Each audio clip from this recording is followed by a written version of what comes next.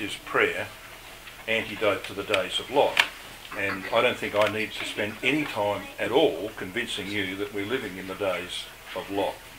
The world around us evidences enough, doesn't it, that we're in those times, and we know from the signs around us that it won't be very long and our Lord Jesus Christ will be in the earth to correct all of the evils of this world. So what's our position in relation to the problems that beset this world? We want to talk about the antidote to the times in which we live, and it is prayer, and that will be our theme for tonight. So I want to start in Matthew 24. So if you just come back in your Bibles a little way to Matthew 24, we have here the Olivet Prophecy. Now the Olivet Prophecy is in response to the questions the 4 disciples that were with the Lord on this occasion asked him as they looked across at the temple. And of course it can be divided into 2 distinct parts. From the beginning of his answer in verse 4 to verse 29, part A of that verse, is the events surrounding AD 70 and the overthrow of Judah's commonwealth. And then 29b, that is the last few words of verse 29 through to basically the end of the chapter, is in fact in relation to his second advent. Okay, so I'm not going to go into that. But the verses I'm going to look at are actually in that section that have to do with AD 70. So the exhortation given to people who lived in that time, in our Lord's time, is relevant to our time as well. The same principles apply. So we have here verses 12 and 13 of Matthew 24. And we'll see the relevance of this as we read it, because it says, "And because iniquity shall abound."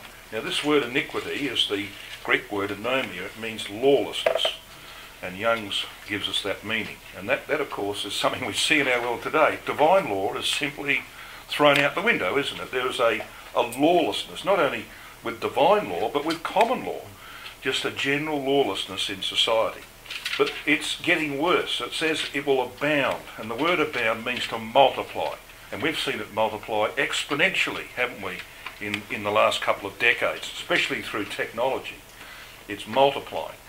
Then he says, because lawlessness shall multiply, the love, and that word love, as you're probably aware, is agape. It's got to do with sacrificial love, the kind of love where you commit yourself to a cause. That love, he says, shall wax cold in many. Now this idea of waxing cold is very interesting, because it's the Greek word suko, which means to cool by blowing. So if I wet my finger like that and blow on it, it's cooler on that side than it is on the other side. And the reason for that is evaporation. So as the moisture evaporates, it cools things. That's why we have evaporative coolers in Australia, see? Well, think about that. What the Lord is saying here is that the problem will be that the multiplication of lawlessness, this continual blowing of this cool, chilling breeze upon his servants, can have the effect of sapping their zeal and their love. All right? Now, you think that's an appropriate exhortation? I think, sadly, we see evidence of that in our own community, don't we? We see people whose love for the truth has faded away in these very difficult times. So we need an antidote, don't we, to this? We've got to have an antidote. Now he goes on to say this, "But he that shall endure unto the end, the same shall be saved." And the word endure there is hupomeno. It means to remain behind after others have gone. Right? So you've got people whose love has been cooled, but he's saying, look, you need to do something about this. You've got to endure. Others will leave, but no man should take your crown. Okay? You've got to remain behind after others have gone. And he says, if you do this, you'll be saved. Now, the Greek grammar here is very interesting. In the Greek, there are 3 voices. We only have 2 in English. We have an active voice and a passive voice. The Greek has a middle, but the middle's not used here. You see this here, this word suko, wax cold? It's in the passive voice. Now the passive voice is where you are the receiver of someone else's doings and actions. Now we can't help it, can we? We're in the world. And this cool, chilling breeze is blowing at us. What can we do about that? Well, there's certain things you can do to sort of shut some of it off. But it's coming at us, isn't it, from all directions. So we're just the victims of other people's actions. basically. But when he says here, he that shall endure unto the end, that's in the active voice. And the active voice means that you are the doer of this action. You have to do something about this. And if you do, you'll be saved. You're going to save yourself? No. That's in the passive voice. God is going to save you. You'll be the recipient of his action. When Christ comes, he will be the one who saves you. Okay, so I think it's a very important little exhortation that our Lord gave to his own disciples who were facing awful things in their day, just as relevant today in our circumstances. So with that, we can go back now to Luke chapter 17. And there we have this wonderful exhortation, which though it has an application to his own generation, as you'll see from the very last words of Luke 17, verse 37, he says, wheresoever the body is, or the carcass is, thither will the eagles be gathered together. And we know, of course, that the standard of the Roman armies was an eagle. And they came in AD 66, they backed off in 68. Those who had listened to Christ's advice got out. Many of them went to a place called Pella, across the Jordan, into what we call modern Jordan today. I've been to Pella. It's not a bad place. It's pretty dry and barren, but it's not a bad place to take refuge.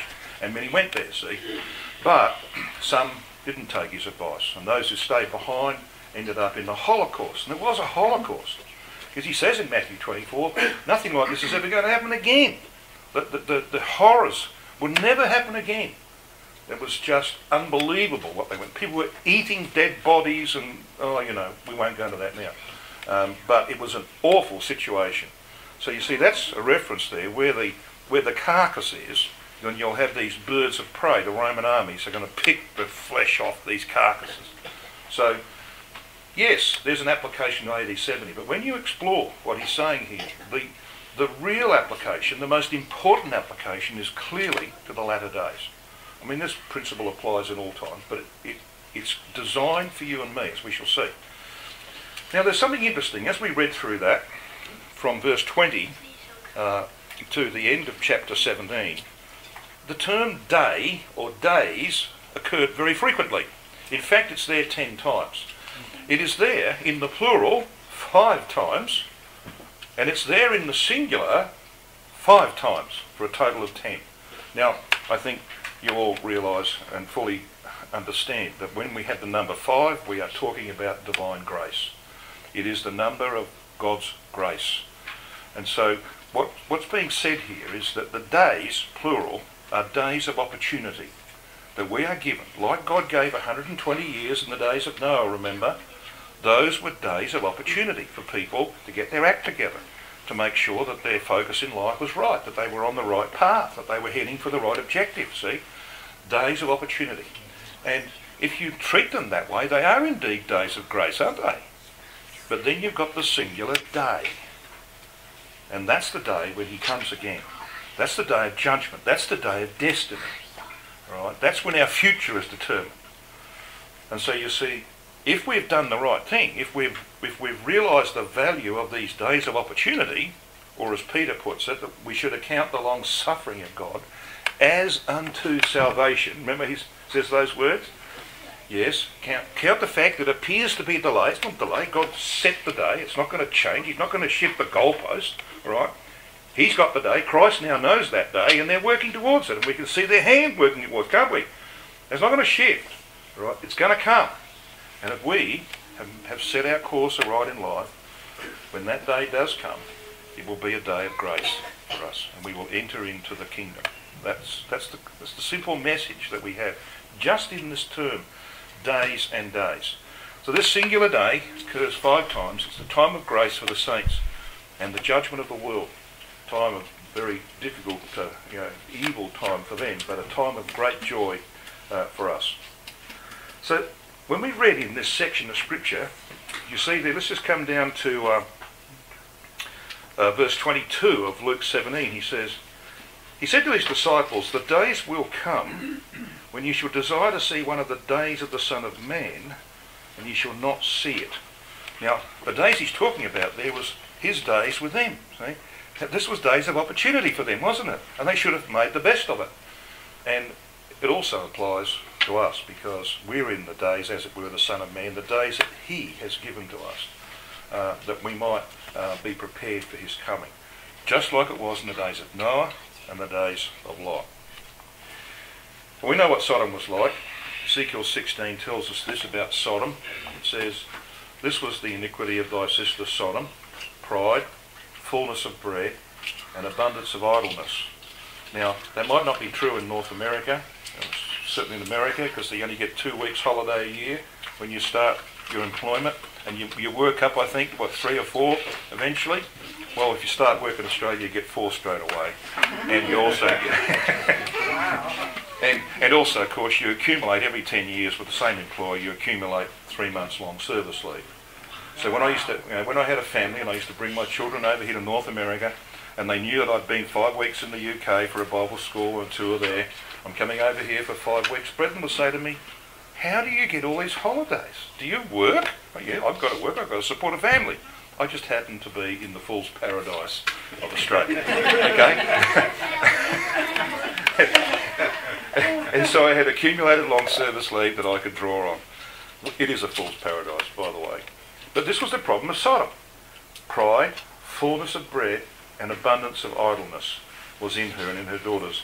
She didn't strengthen the hand of the poor and needy, and they were haughty, it says, and the word is arrogant. And I think we see a certain arrogance in society today. We certainly see basically general prosperity. Now, not everybody's a millionaire. We know that. All right? Some people do struggle. But if you stand back and have a look at the civilization as a whole, it's a totally different world to the world that my parents grew up in. My mother and father were Depression children and Second World War children. My mother came into the truth because of her poverty and the misery of life. That's why she sought something different and better than what she had. She said, "There's got to be something better than this." And she went looking, and God made sure she got it. Okay, and then she eventually, with my dad, when she married him, they got 6 of the 10 children, including her, into the truth. And then finally, when my grandfather died, my grandmother came in as well. One of those children was John Martin. You might have heard of John Martin. Okay, yeah. So my mum was the first of the Martins in the truth because of the misery of the times. And even when I was a child, there was difficulties. I won't tell you the things I had to do. You'd laugh. But it was awful. Today, we have got a world of prosperity. We can go down the road to 1,000 restaurants and, got all the pleasures in the world. Most of us are pretty well off, okay? And that was the problem with Sodom. Fullness of bread, abundance of idleness. It doesn't lead to good outcomes. And Christ knew that, and this is why we've got this exhortation of his in Luke 17 and 18. So what were they doing in those days? Well, each of the 9 phrases used of what they were doing, we read verse 27, because it's about the days of Noah. He says they did eat, they drank, they married wives, they were given in marriage, and so on. And same with verse 28, about the days of Lot. Similar sort of things. There are 9 phrases used here of human activities, and they all have the same grammar in the original Greek. The verbs are in the plural number, imperfect tense, and active voice. Now, I'm not going to give you a Greek lesson. This is not the point of what I'm saying. What I'm saying is that you really want an accurate translation. Let's seek an accurate translation. The imperfect tense describes an action which has begun, is in progress, but is not yet completed. Right? That's why you use the imperfect tense. You use the perfect as past. All right, it's gone, done. Imperfect is it's in progress, but you don't get to finish it. Now that's important, because he talks about the prosperity, and this is why he chooses these 2 eras. Both eras of divine judgment, aren't they? He could have chosen any number of eras of divine judgment. He could have likened it to AD 70. He doesn't. He says, what's going to happen in your day is quite different than past judgments. In the days of Zedekiah, when God brought judgment on Judah, it was awful. Shortage of bread, famine, you name it. All right? Same in AD 7. Not going to be the case today. He says it's going to be like the days of Noah and the days of Lot. So when we get an accurate way of interpreting this language, a literal translation would be, they were eating, they were drinking. Now by eating and drinking, of course, he doesn't mean the kind of eating we've just done upstairs. You sit around the table with your family and have an evening meal. He means restaurant type eating.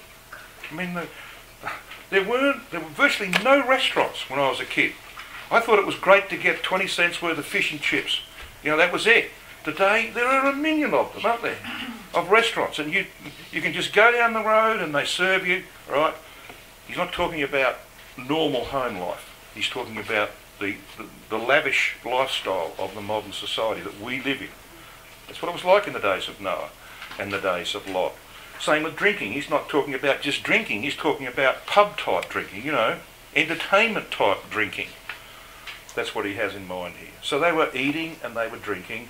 They were marrying and being given in marriage in the days of Noah. And in the days of Lot, what were they doing? Verse 28 says, they were eating, they were drinking, they were buying, they were selling. See the idea of the grammar? They're actually doing these things. And he says they were planting and they were building. But they didn't get to finish it. That's the point he's making. So you just imagine on the day that the angels, in the evening when they came to Lot's house, remember, by the morning the next day, they had to grab them by the hands and lead them out because they were dilly-dallying. All right, you imagine that day. Think about that day. It looked like any other day, a normal day. And all the folk would go down to the local coffee shop and they would order their latte, which is what a lot of people do this, don't they? They order their latte and they would be sitting there quietly and just sipping on their latte and kaboom! And kaboom! The whole thing goes sky high. Right? They didn't get to finish. And it's going to happen again like that, but not with a cataclysmic overthrow, but with a massive collapse of the financial system. So you'll have people doing what they did on the 29th of October 1929. They were jumping out of tall buildings in New York and other places because all of their wealth disappeared overnight. It was gone. Right? They were selling Model T Fords for $1 in the street. They were useless, worthless to them. Now, it's going to happen again. We're on the brink of the greatest depression in human history. President Obama left office. He never told the public what was in the papers that were lying on his desk, and he probably tucked them in a bottom drawer. He had reports from 16 agencies, including the CIA, including the FBI, including the Army, etc., that the world was on the brink of a 25-year depression. He knew that 2 years ago. Right? And it's much closer, it's 2 years closer to what they were saying was going to be a 25-year depression. And it's coming. Because you see the prosperity of Noah's day collapsed in a week. It was gone. God closed Noah and his family in the ark, and within a week, when the rain started, all their prosperity disappeared. Same in Lot's day. In one day, it all disappeared. Okay, that's what's going to happen again. And it won't be a very nice time, because that will be the beginning of what Daniel 12 verses 1 and 2 tell us will be a time of trouble such as never was since there was a nation upon earth. That's what Isaiah 60 is about when it says that the earth will be covered in gross darkness. Not just darkness like it is today, but gross darkness. Because those who carry the light will be taken out. They'll be at the judgment seat. So the world's going to descend into a horrible time. Which is why we should be preaching the gospel as hard as we can, because we want to try and extract as many people out of that as we can. Because it's going to be awful. Thankfully, you and I will be at the judgment seat in the presence of our Lord Jesus Christ. And hopefully, if we've used the days of opportunity wisely, it'll be a day of grace for us. So this is why this context is so important.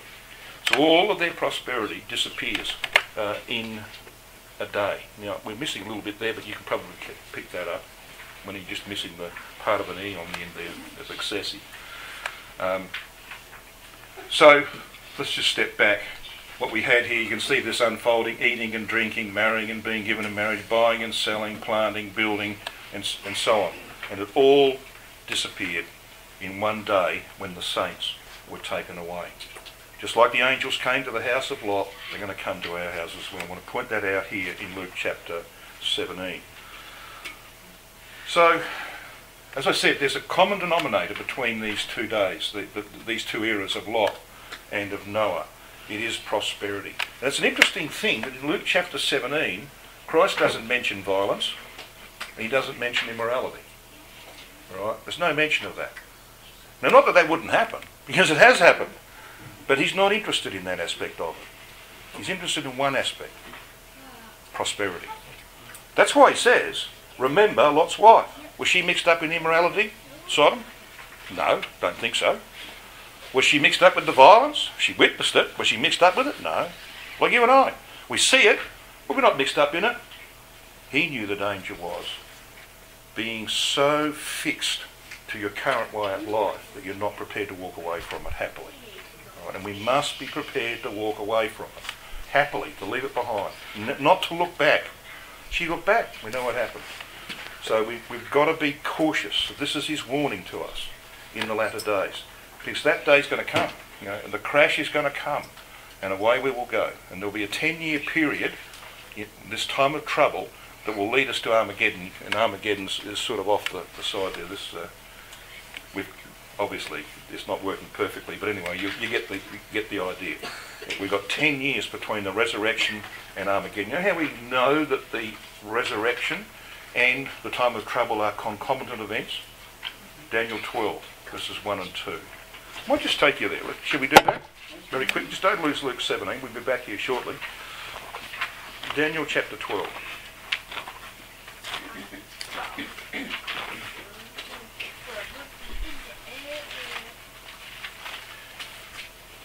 So we read in Daniel 12, verse 1. I want you to notice the phrase here. And at that time shall Michael. Now Michael here is the title of Christ. Michael, of course, was one of the three individuals in the universe who had the right to forgive or condemn. He did that in the wilderness. He was God's personal representative, the angel of his presence. Yahweh, of course, the God of Israel, is the other one, but the third one is our Lord Jesus Christ. He's taken over from Michael. He now controls the angelic host. That's why he's called Michael here. He's coming as a judge. All right, so Michael shall stand up, that great prince which stands for the children of thy people, and there shall be a time of trouble such as never was since there was a nation, even to that same time. And at that time, notice the phrase? You've got two phrases here. And at that time. It's telling you something. And at that time thy people shall be delivered, every one that is found written in the book. Many of them that sleep in the dust of the earth shall awake. That's the resurrection. Okay. So they are concomitant events. The resurrection of the dead and the collection of the responsible living, which hopefully will include us, okay, is the time of the beginning of the time of trouble, such as never was. That's why we can say with some confidence that this crash that's coming is going to be huge, and it's going to be very, very painful for our world. I don't want to be here, and neither do you, when that happens. But thankfully we're going to be in the presence of our Lord Jesus Christ. This is how depressions happen. 1929 there was a stock market crash. On the 29th of October, by 1930 there was a worldwide depression. It took them 10 years to dig themselves out of it, and then only by a war, because with a war you can close a lot of mouths, you don't have to feed them, and the rest you can put to work making armaments to kill more people, so you don't have to feed them. Okay? That's how you get out of depressions. I mean, it's callous, but that's the way it works. And it's coming. It's overdue, in fact. A huge financial crisis is long overdue. It's overdue in the sense that we think it's overdue, but God has appointed the day. It'll come when he is ready. So it'll come, and the end of that will be another war, and that war will be Armageddon, 10 years after the resurrection of the dead. Numerous factors at work. I'm not going to go through all of that, but there's a lot of factors at work that will bring that day. And this man could well be in power for this very reason. If he does just 10% of what he's threatened to do, like, for example, impose a 45% tariff on Chinese imports, right? Even if he imposes a 10% tariff on Chinese imports, he will push the world's economy over the edge. Okay? So he could well be in power just for that reason alone. Time will tell. One thing we do know, he's not there by accident. Right? He's been put there by God for a reason. And of course you get reports like this. The world knows it's coming. This was in a Time magazine. They reprinted the Milwaukee Leader, probably long since defunct newspaper, I don't know. But they printed printed the front page of that paper on the 29th of October 29 when the stock market crash occurred. And they said things like this: in the more than 6 years since the 2008 Wall Street crash, nothing has been done to rein in the abuses of the parasites in pinstripes that were its cause. Another crash is inevitable. This guy thought it would come at the end of 2016. He was wrong. But I know there's thousands of commentators who are saying it's coming, and it can't be very far away. So I'm of the firm conviction we're very close to the return of Christ, because that is what Christ is talking about here. Now, what will that crash trigger? International bankruptcy will force radical and rapid change in our world. Middle East peace will be achieved at last. Bankruptcy will allow even more rapid Russian expansion without any effective opposition. They've got away with it now, haven't they? You imagine when America, for example, is totally bankrupt, which it will be with its $20 trillion debt plus its $150 trillion unfunded liability debt. So out of that will come a group of papal-backed nations, 10 of them in Europe, in southern Europe. We'll get our Roman Empire back. And Israel will come out of that reasonably well. They will remain prosperous in fulfilment of Ezekiel 38 verse 12. So, we're not very far away from these great events. So when the call comes, let's have a look at Luke 17 verse 31. It says, "In that day he which shall be upon the housetop and his stuff in the house, let him not come down to take it away. And he that is in the field, let him likewise not return." Now the housetop was designed for prayer and meditation. And it was based upon the altar of incense. Okay? And I'll just give you a little picture on that in a minute. So what Christ is saying here is that when he comes, he expects to find people who are praying and meditating. That's what he's saying. Because when a man came in from the field in ancient times, because the houses of the Jews were designed on the basis of the altar of incense, which spoke about prayer, you used to have a set of stairs outside, so that the man would come home and he would go up onto the housetop and he would pray and meditate about his obligations in the house. See? So when he came down, he wouldn't just barge up and open the door and say, "How are you, dear?" He would actually spend some time meditating, and then he'd go down to the house to fulfil his obligations in the house that evening. That's the way it was done. Well, intelligent people anyway, who knew why God made that provision. So Christ does expect to find people that are praying and meditating. But he also expects that there'll be a danger. Because he says here, he which is upon the housetop and his stuff in the house. Now this word stuff is the Greek word skuios.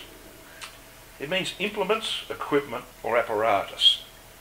Now I don't think he was looking down the corridor and saying, "Well, look, I'm worried that these Christadelphians might rush down, as it were, from the housetop and grab hold of their refrigerator and try and get that out of the house."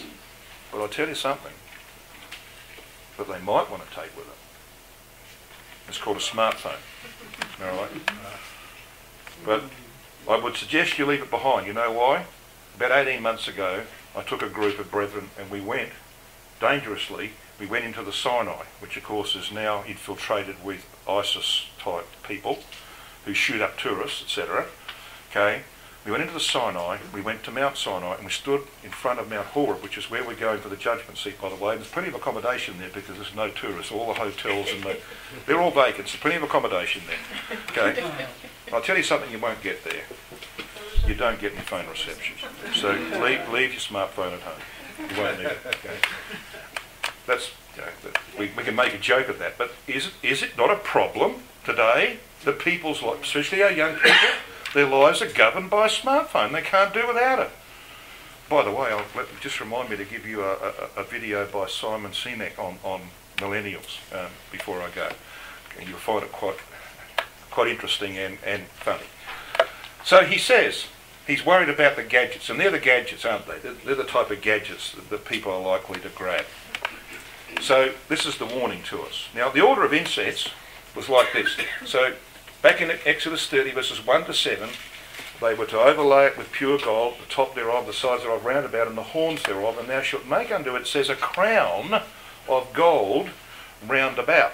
Now this crown of gold that you can see here, this word means a border or a circlet. This actually was to match the balustrade that you had, or your parapet that you had on the top of your house. So you could go up there and you have a balustrade around it, just like the crown on the altar of incense. So we know what the housetop is about. It is about prayer. But then we have his exhortation in verse 32. Remember Lot's wife. So there's a struggle, isn't there? In her life there was a struggle between the housetop and the stuff in the house. So this is the Lord's exhortation to the last generation of Christadelphians. Lot's wife tried to secure the present and lost the future. This is why we've got in our Bibles verse 33. It says, whosoever shall seek to save his life shall lose it, and whosoever shall lose his life shall preserve it. Now, what that means is about priorities, isn't it? By saving your life today, it means, like Lot's wife, she wanted to preserve what she had. She didn't want to leave behind. She put more store on the present, on the things of the present, than she did on the things of the future. And so she's lost the future. No question about that. But if you're prepared to lose your life today, that doesn't mean that we've got to go out and beg on the streets. And I drove through Baltimore today and I couldn't believe the number of beggars, on the street. I don't mean we've got to do that. We've got to have a house to live, we've got to bring up our families, etc. But it's a question of priorities. Where's your priority? Is it on the things of the future, or is it on the things of the present? Can you say in your mind that when the angels come knocking on your door, that you'll be happy just to walk out and to leave it all, not to look back? We've got to get to that point. How do we get to that point? Well, this is why we've got Luke chapter 18, which follows straight on from Luke 17. And we'll get there in a minute, and we'll see that the Lord's antidote is prayer, persistent prayer. As the days get worse, we need to upgrade, we need to improve our performance in the matter of prayer. So we'll come to that in due time. But first I want to talk about the judgment seat, because that's what he's talking about here in the end of Luke 17, verses 34 to 37. Now note something curious. See verse 34, remember that 10 times he's used the term days, plural, and day, singular, right? Now he changes it. See, verse 34? He says, I tell you, in that night there shall be two, and the word men in the King James is in italics. There's no equivalent. He doesn't mean two men. He means a husband and wife. He's just been talking about Lot and Lot's wife. So we know he means a husband and wife, see? And these two are responsible for judgment. There are two in one bed, the one shall be taken and the other shall be left. So why does he change it to night, do you think? Why not just keep the term day, which he's been using right through this context? Well, he wants you to go back to Genesis 19. He's just told us about Lot's wife, all right? He wants you to go back to Genesis 19. And what do you read in verse 1 of Genesis 19? You read that the angels came to Lot's house when? In the evening. That's when they're going to come to your house, all right? Now, if you have two responsible people like Ryan and Julia in this house, there's going to be two angels turn up, because we've each got an angel who's been recording our life since we were baptised. He knows all about us. He's got the record. He's got to interview us before we come before Christ. Okay, so two angels will turn up at your door. And it will be in the evening when you can most expect people to be home from their daily grind. Okay, that's the simple thing he's teaching. But don't expect a phone call from me. Okay? You know why? Because I'll be going 15 hours before you do. And there's no reception at Sinai, and I'm not taking my smartphone. Okay? So don't expect a warning call from me. So this is, I mean, we can smile about it, but it's going to happen very soon, and we need to face up to it. It will happen very soon. So two in one bed, a husband and wife, a clear allusion to Lot and his wife. Two grinding together, so there's two labouring to feed others in the truth. And it says, and the one shall be taken, and the other left. Now, just as a casual reading of that, you'll say, well, yeah, I understand some being taken, but what does it mean to be left? Well, we know this. No responsible person will be left behind, will they? If you're responsible to judgment, you're going. Regardless of your standing, you're going. So Lot's wife will be at the judgment seat. So what does it mean then? Well, the answer is in the meaning of the Greek words that are used here. This word taken is the Greek word paralambano. It means to receive near, that is to associate with oneself. It speaks of an intimate relationship, and the word is used of taking a wife to oneself. Now that word is used in Matthew chapter 1 in verse 20 and 24. And that's about Joseph, who when he discovered that Mary was pregnant by the power of the Holy Spirit, he being a just man, he was going to put her away privately. And the angel has to intervene and say to him, fear not to take Mary unto thee as thy wife. See? Fear not to take her as thy wife. That's your word. See? This word actually means to be taken into a marriage. Lot's going to go to the marriage. All right? He's going to go to the right hand of Christ. He's going to be immortalised with all those on the right hand. He's going into the marriage, to the Lamb. Lot's wife is clearly going to go to the left. She's going to be put out of the marriage. That's why the next word, the other shall be left, is important, because you see that word is artheemi in the Greek. It means to send forth, to leave, to depart from, or to abandon. It is used of separation in marriage in 1 Corinthians 7, in verse 11, 12 and 13. You know, when Paul says, let him not put her away. Remember that passage? That's your word. In other words, it means to put someone out of a marriage. So here you've got Lot, who goes to the right, he goes into the marriage, and here you've got his wife, who goes to the left, she's put out of the marriage. That's what he means by being taken and being left. It's about destiny. They ask the question in verse 37, where, Lord? That is, where are they left? Well, in the case of AD 70, those who didn't follow Christ's advice were left in Jerusalem, and they died there, many of them. Okay. But what about Lot's wife? Well, where was she left, ultimately? Where she wanted to be. Yeah. And she became a pillar of salt. She was left in the place they preferred to be. So what's going to happen to those on the left hand is that they're going to be shooed away. One of the last acts of the angels is to guide them away and to shoot them into outer darkness, it says, which probably means Europe. But they're not coming home to watch TV. Okay, that's what it's saying. I fear that because my French is not very good, and I don't particularly want to go there. But that's you know, this is the exhortation that Christ is giving. Now, what can we do to make sure that we're ready? Well, that's why chapter 18 flows straight on. There is no chapter division here. Chapter 18 flows straight on in the parable of the unjust judge. Now, it's a very curious parable because the Lord uses hyperbole. Now, hyperbole is where you deliberately exaggerate. You say things which sound ludicrous, but you're doing it for a reason. Okay, so this is not a natural scene. What Christ often will use a natural scene for parables.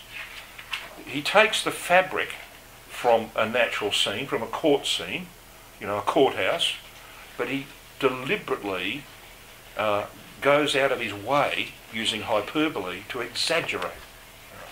He does it for a reason, as we'll see. We're going to just go through and have a look at this. Now have a look at verse 1 of chapter 18. They miss a word out here, the translators. It says in the King James, and he spake a parable unto them to this end. In actual fact, they missed out the preposition that's here, K, and it should read this way. He spake also a parable to them unto this end. You know, what it's saying is, this is connected with what we've just read. In Luke 17, see, there's a vital connection here. This parable is about what he's just said in Luke 17. That's your context, right? So when you've got that, then you can see why he's going to exaggerate here. To this end, yeah, it means that men ought. Now, you can delete the word men. It just means it is necessary. It is necessary always to pray and not to faint. And that word faint means to lose one's courage, to lose heart, to be faint-hearted. You know, that I think is a real danger, isn't it, at the end of the days? To sort of think, well, how long is this going to go on? You know? And we go on day after day, and we you know, I get people saying, but you were talking about Christ coming in 1979 when your daughter was born, and now she's got 4 children of her own. All right? Well, I did say that. Yeah. I did believe Christ was coming then. But it's a lot closer now, isn't it? A whole lot closer now. And we can see from the signs the convergence of events. We know we're right at the end. So you can sort of become discouraged as time passes and as difficulties come down on you. But we've got to make sure we're not faint-hearted. So here's your antidote. Now, Brother Carter writes brilliantly on this parable in his book. Wonderful book it is too, Parables of the Messiah. If you haven't read that, I would recommend it. He writes this about this parable of the unjust judge. The background of the parable is the idea of a time of waiting, of apparent delay, which would be perplexing to men of faith in every age. The conditions of the world would be conducive to disappointment and despair, when disciples might lose hope in his coming again. Tragically, you know, I've heard of some recent cases where people, baptised people in their late 20s, have just resigned and gone off into the world. That's happening. Okay? It's very, very sad. Jesus therefore prescribes the antidote to counteract the effects upon the disciples of the conditions prevailing around them. Men must pray, must keep in touch with God. Prayer, earnest and continual, in faith expressed, keeps the mind fixed on divine things. Okay, so that's a very useful quotation. So here's our parable, verse 2. There was in a city a judge, a certain judge, which feared not God, neither regarded man. So he doesn't have any phobia, that's what the word is, phobio. There's no dread of God. It may be a reference to a Roman judge, a godless pagan, we don't know. But he regards not God or man, no respect. And there's a widow, look at verse 3. Now she's the antithesis of the unjust judge. He's all powerful, he has no fears. She's been ripped off by whoever, maybe Pharisees, who we don't know, but she's been ripped off and she's coming to get some kind of justice. Verse 3. There was a widow in that city, and she came unto him saying, avenge me of mine adversary. So here she is, exact opposite the judge. She's a pathetic, totally dependent figure, often oppressed, as we know, by the scribes and Pharisees. And it says, she came unto him. Now literally, it could be rendered, and she was coming, because you see, it's the idea of continually and repeatedly coming to him. Saying, avenge me, vindicate me of my adversary. Now the word here in the Greek, antidikos, means an opponent at law.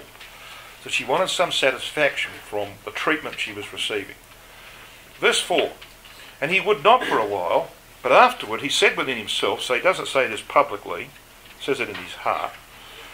He said within himself, though I fear not God, nor regard man, yet because this widow troubleth me, and the word means to wear him out with toil, I will avenge her, lest by her continual coming, that is, see Rotherham's translation, lest by her persistently coming, she weary me. Now this is where you get this exaggeration. Because this Greek word, which we see here, rendered weary in the King James, is actually the word hupopiezo, which only occurs in one other place, in 1 Corinthians 9 verse 27. Now 1 Corinthians 9 is where Paul, in that context, is talking about the Greek games, right? And he's talking about what they did in the Greek and Roman games when they had combatants in an arena. And sometimes there were boxers. And he uses this figure. He says, I keep my body under. Remember that? He says, I don't beat the air, he says. I'm not like a boxer, shadow boxing. I keep my body under. He's not talking literally. He's talking about the spiritual keeping of his body under by crucifying the flesh with its affections and lusts. See? But that's the word he uses. It actually means to beat black and blue. To give someone a black eye. Now think about this. You see, you've got to get a picture in your mind. There's exaggeration here, but it's very important exaggeration. Here's this judge who, he doesn't fear God or man. He hears a knock on the door of his courthouse. He goes out and this little woman, can you vindicate me from my opponent at law? No, get out of here. Shuts the door in her face. All right? 10 minutes. Knock, knock, knock, knock. Opens it up and there she is again. And this goes on all day, every day. And he begins to think, one day I'm going to open that door and instead of her making an appeal, she's going to go boring and give me a black eye. Now, of course, it's not going to happen, is it? But you can see the exaggeration is deliberate. Because what Christ wants us to think about is the power of persistence. Right? The power of persistence. Now think about that because you see he wants his disciples to think about it. Notice verse 6. And the Lord said, hear what the unjust judge said. Now, of course they heard it. Because he's just been speaking a parable. You know what that's telling us? He told the story up to the end of verse 5 and then stopped. And he looks at his disciples and he says to them, did you hear what the unjust judge said? What do you reckon he's doing? He's asking them to reflect upon the message of this exaggerated parable. And the message is clear, isn't it? The message is you can be very weak, right? You can be under oppression, you can be in a difficult place, but if you keep persisting, even an unjust judge who has no fear of God or men will end up doing something for you. What about our God? What about our God who's neither unjust, right, or beholden to anyone? What about him? Will he respond to persistence in prayer? Well, of course he will. He might not give us the answer we want straight away, and that's why we read the next passage. You see verse 7? And shall not God avenge his own elect, which cry day and night unto him? Right, that's interesting, isn't it? Day and night unto him. Though he bear long with them, you think that might mean that he puts up with us? No, it doesn't mean that. It's the Greek word macrothumio. It means long-spirited or forbearing. In other words, what Christ is saying is that we're not always going to get an immediate answer to our prayers because the timing's not right. God's timing is always perfect.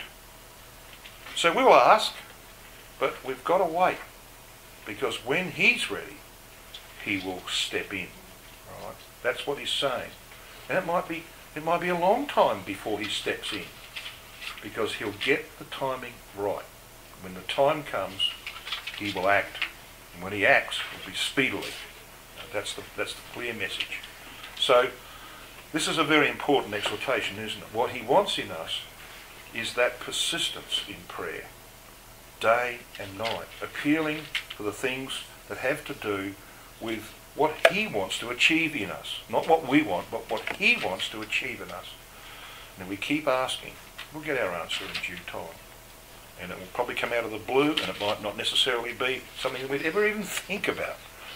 But it will be what's necessary for us. That's the message. But what about verse 8? Verse 8 says this. I tell you that he will avenge them speedily. Yep, it'll be very sudden. You know, when those angels walk up to your door one night, it'll be sudden. Because by morning, you'll be in another place. There'll be no catching a 747 to the Middle East. And we'll go by angelic transport. They are able to go from the Father who lives somewhere in the middle of the universe, wherever that might be. It's light years, probably thousands of light years away, right? We don't know. But they can go from his presence to ours like that. Just like the disciples went from the middle of the Sea of Galilee to Capernaum like that. Just like Philip went from the Negev to Ashdod like that. That's spirit transport. I have no idea. Don't ask me the science of it. All right, but it happens. And we will be taken out of the front door, and the next thing we'll be standing, our feet will be at the foot of Mount Horeb, and our destinies will be determined in the next 12 months. That's what's in front of us. So what kind of attitude should we have knowing that that's going to happen soon? Look what he says in verse 8. I tell you, he will avenge them speedily. Nevertheless, this is his concern. Nevertheless, when the Son of Man cometh. Now you know, this phrase, the Son of Man, is a very important title. I've often pointed out, and I ask people to check me out on this. This is not about his humanity. The title of the Son of Man is drawn from Psalm 8 verse 4, which is a kingdom psalm. It's a millennium psalm. It's about Christ ruling as king over all the earth in the company of his bride. That's what Psalm 8's about. Okay? It's about the restoration of the dominion that was lost by the first Adam. He restored it in himself, in his sacrifice. He's about to restore that dominion in you and me and in the world in the events of Armageddon, and ultimately eradicate sin and death. He's the one that will do that. That's why he's called the Son of Man. It's always got to do with him exercising divine authority on the earth to overcome the problem of carnality and sin. That's what that title's about. That's why he comes as a judge. He's given the title to be judge because he is the Son of Man. He's the restorer of the dominion lost by Adam. It's a very, very important title. He's talking about him coming as a judge. All right? When he says, when the Son of Man cometh, he's coming to determine our destiny. That's what he means. And he says this, shall he find faith on the earth? Now it's often pointed out, and correctly so, that there's a definite article here. Right? There is a definite article in the Greek text, but the translators, I think, have done pretty well. Because he's not actually talking about the faith. You know, you've often heard, haven't you, brethren point out that this is saying, the question is, when Christ comes, shall he find the faith on the earth? And what they're really meaning by that is, when he comes, will he find people that believe the truth? You know, that their statement of faith contains the truth, and that they believe it. Well, he is going to find those people. We know that. There are many, many passages about that. I can take you to Ezekiel 47, 22, 23, and show you that there will be faithful Christadelphians whose children are going to go with them into the land. They, the adults, will be immortalised, but the children will go in as mortals and inherit in the land. What does that mean? It means that there will be faithful Christadelphians, believers of the truth, when Christ comes. That's what that means.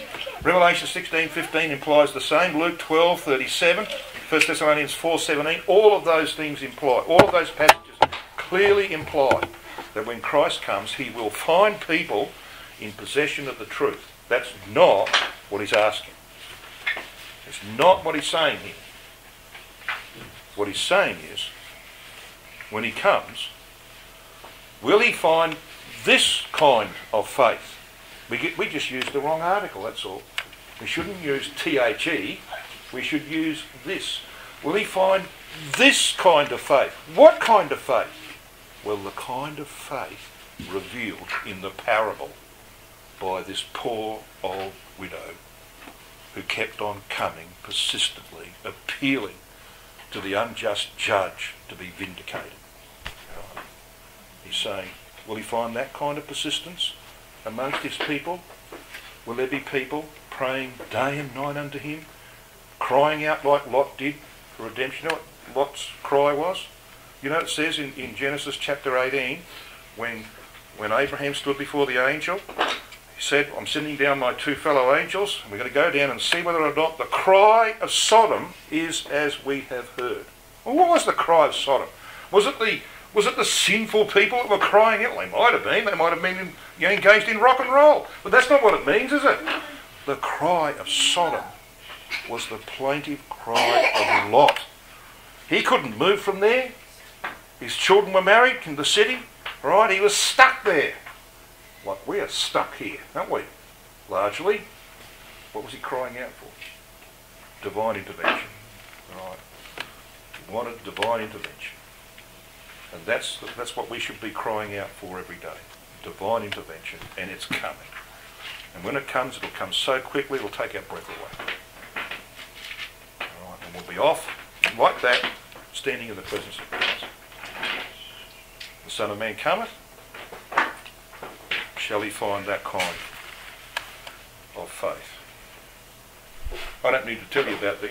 This is just a few references. I'm nearly done. I'm nearly finished. Just a few references on prayer.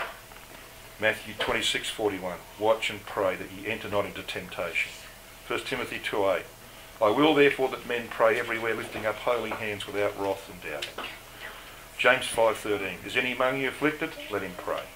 Mark 11:24. What things soever ye desire when ye pray, believe that ye receive them and ye shall have them. And eventually God will give you an answer. 2 Thessalonians 3:1. Finally, brethren, pray for us. I want to finish with this quote. It comes from a book, Studies in Principles and Practice by two English brethren. A very good book. Prayer in the Modern World was their heading. Sporadic prayer is not sufficient for the urgent and returning needs of today. The tendency to evil is with us always, and if we are not to succumb repeatedly to its power, God must always be with us too. And this is a very important statement. Prayer and evil cannot live together. If one is present, the other must die. We must so order our life that we are constantly in touch with God throughout our waking hours. Like that widow, crying day and night. If you wanted final proof that we're on the verge of these things, it comes in Revelation chapter 3. There are 7 letters. Brother Thomas, Brother Mansfield and others have pointed out that those 7 letters are actually a prophecy. They cover the period from John's time in AD 96 to our time when the Lord returns. The 7th of those letters is the one to Laodicea. It is the only one that has these words, behold, I stand at the door and knock. You don't find those words in any other letter. What was the problem of the Laodiceans? Poverty? Misery? Lining up at soup kitchens? No. Prosperity. Because you say, we're rich and increase with goods and have need of nothing. It's proof that he's going to come. He's going to come before there is a huge collapse of the world's economy, and everybody knows that's coming soon.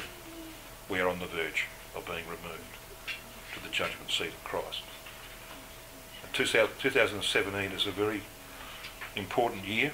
God works in 50-year cycles, doesn't he? 1917 to 1967, 1967, 2017, 1897, 1947, and so on you go. That's the way that works. Prayer is the antidote to the